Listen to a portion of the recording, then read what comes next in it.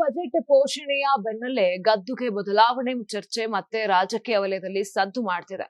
ಇದೇ ವೇಳೆ ಕೋಡಿಮಠದ ಶ್ರೀಗಳ ಭವಿಷ್ಯ ಭಾರಿ ಕುತೂಹಲಕ್ಕೆ ಕಾರಣವಾಗಿದೆ. ಕಳೆದ ಗುರುವಾರ ನಡೆದ ಸಚಿವ ಸಂಪುಟ ಸಭೆಯಲ್ಲಿ ಸಿದ್ದರಾಮಯ್ಯ ನೇತೃತ್ವದ ಸರ್ಕಾರ ಹಲವು ಮಹತ್ವದ ನಿರ್ಧಾರಗಳನ್ನ ಕೈಗೊಂಡಿದೆ.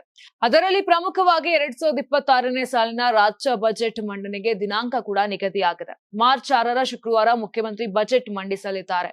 ಬಜೆಟ್ ದಿನಾಂಕ ಪ್ರಕಟವಾಗುತ್ತಿದ್ದಂತೆ ಕೋಡಿಮಠದ ಶ್ರೀ ಶಿವಾನಂದ ಶಿವಯೋಗಿ ರಾಜೇಂದ್ರ ಸ್ವಾಮೀಜಿಯವರ ಸಂಕ್ರಾಂತಿ ಭವಿಷ್ಯ ಮುನ್ನೆಲೆಗೆ ಬಂದಿದೆ.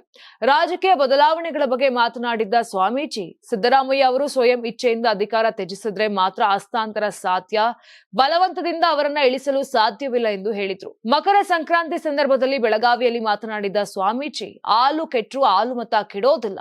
ಸಿದ್ದರಾಮಯ್ಯ ಅವರಿಗೆ ಬಲವಾದ ಆಶೀರ್ವಾದವಿದೆ. ಅವರು ಸ್ವಯಂ ನಿರ್ಧಾರ ತೆಗೆದುಕೊಂಡರೆ ಮಾತ್ರ ಬದಲಾವಣೆ ಸಾಧ್ಯ. ಯಾವುದೇ ಮಹತ್ತರ ರಾಜಕೀಯ ಬದಲಾವಣೆ ಇದ್ದರೆ ಅದು ಬಜೆಟ್ ನಂತರವೇ ಅಂತ ಹೇಳಿದ್ರು. ಇನ್ನೊಂದೆಡೆ ಇತ್ತೀಚೆಗೆ ದೆಹಲಿಗೆ ಭೇಟಿ ನೀಡಿದ ಡಿಸಿಎಂ ಡಿಕೆ ಶಿವಕುಮಾರ್ ಹೈಕಮಾಂಡ್ ಅನ್ನ ಭೇಟಿ ಮಾಡಿ ರಾಜ್ಯಕ್ಕೆ ವಾಪಸ್ ಆಗಿದ್ದಾರೆ. ದೆಹಲಿ ಭೇಟಿಯ ನಂತರ ಡಿಸಿಎಂ ಆತ್ಮವಿಶ್ವಾಸದಿಂದ ಕಾಣಿಸಿಕೊಂಡಿದ್ದಾರೆ ಎನ್ನುವುದು ರಾಜಕೀಯ ವಲಯದ ವಿಶ್ಲೇಷಣೆ.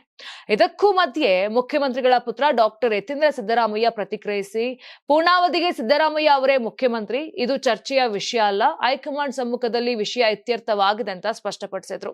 ಬಜೆಟ್ ದಿನಾಂಕ ಘೋಷಣೆ, ಕೋಡಿಮಠದ ಶ್ರೀಗಳ ಭವಿಷ್ಯ ನುಡಿಗಳು ಮತ್ತು ದೆಹಲಿ ರಾಜಕೀಯ ಚಟುವಟಿಕೆಗಳು, ಈ ಎಲ್ಲ ಬೆಳವಣಿಗೆಗಳು ರಾಜ್ಯ ರಾಜಕೀಯದಲ್ಲಿ ಹೊಸ ಚರ್ಚೆಗೆ ಕಾರಣವಾಗಿವೆ.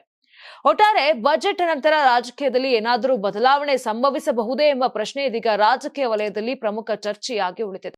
ಯಾರಾಗ್ತಾರೆ ಎಂಎಲ್ಎ ಅಭ್ಯರ್ಥಿ 2028 ಶೀಘ್ರದಲ್ಲೇ. ಪ್ರತಿದಿನ ಒಂದೊಂದು ಕ್ಷೇತ್ರದ ಟಿಕೆಟ್ ಆಕಾಂಕ್ಷಿಗಳ ಸಂಪೂರ್ಣ ಮಾಹಿತಿ ಪೊಲಿಟಿಕಲ್ ಜರ್ನಲಿಸ್ಟ್ ಕೆಎಂ ಶಿವಕುಮಾರ್ ಅವರಿಂದ. ಕರ್ನಾಟಕದ ನಂಬರ್ 1 ಡಿಜಿಟಲ್ ಮೀಡಿಯಾ ನಿಮ್ಮ ನೆಚ್ಚಿನ ಕರ್ನಾಟಕ ಟಿವಿಯಲ್ಲಿ ಮಾತ್ರ.